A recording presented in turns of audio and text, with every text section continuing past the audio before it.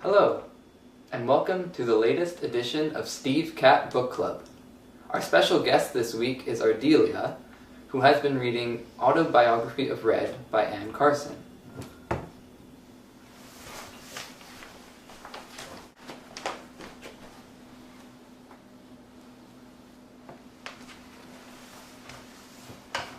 The story follows Geryon, an obscure monster from Greek mythology.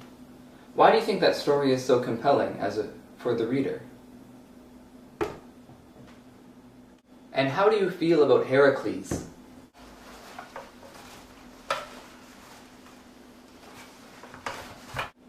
One of my favorite parts is when Geryon meets the intellectuals in South America. What's your favorite part?